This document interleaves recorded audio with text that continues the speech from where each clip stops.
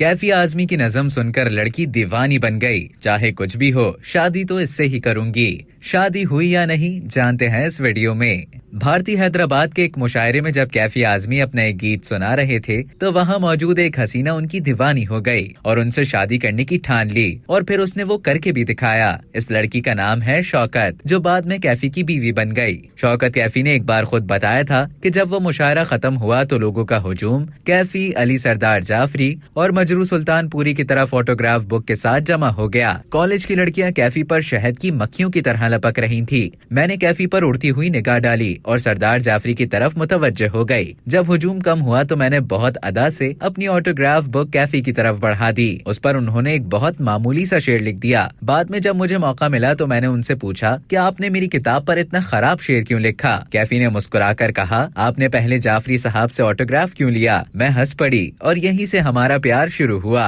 इसी दौरान एक और महफिल में कैफी ने अपनी मशहूर नज़म औरत शुरू की। ये नज़म सुनकर हसीना शौकत ने अपने वालिद से कहा कि अगर वो शादी करेंगी तो सिर्फ कैफी से। तब तक उनकी मंगनी अपने मामू के बेटे से हो चुकी थी। जब लड़के को इस बात का इल्म हुआ तो उसने अपने वालिद के रिवॉल्वर से अपनी जान लेने की कोशिश की। शौकत कैफी ने कहा कि मेरे वालिद बहुत ज़हीन और तरक्की पसंद आदमी थे। उन्होंने मुझसे कहा कि मैं तुम्हें बम्बई ले जाऊंगा, वहाँ तुम देखो कि कैफी कैसी जिंदगी गुजार रहे हैं, फिर तुम हतमी फैसला करना। वहाँ कैफी से मुलाकात के बाद मेरे वालिद ने मेरी राय पूछी। मैंने कहा कि अगर कैफी मट्टी भी उठाएंगे और मजदूरी भी करेंगे तो भी मैं उनके साथ काम करूंगी और उन्हीं से शादी करूंगी। अगले ही दिन हम दोनों का निकाह हो गया। कैफी और शौकत की बेटी शबाना आजमी अपने वालिद के साथ मुशायरों में जाती थी। उन्होंने इन दिनों को याद करते हुए बताया कि दरअसल मेरी वालिदा थिएटर में काम करती थी और उन्हें अक्सर दूसरे शहरों में जाना पड़ता था। फिर ये अब्बा ही थे जिन्होंने हमारा ख्याल रखा। घर में पैसे नहीं थे, इसलिए हम आया रखने की इस्तेताअत नहीं रखते थे। अब्बा हम दोनों को मुशायरों में अपने साथ लेकर जाया करते थे। मुझे अच्छी तरह याद है कि हमें स्टेज पर ही गाँव तकिए के पीछे सुला दिया जाता था।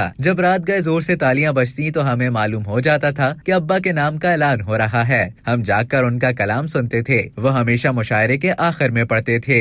अब तक के लिए इतना ही। मजीद इसी तरह की मालूमात हासिल करने के लिए डेली जंग के YouTube चैनल को सब्सक्राइब करें और Facebook के पेज को लाइक करना ना भूलें।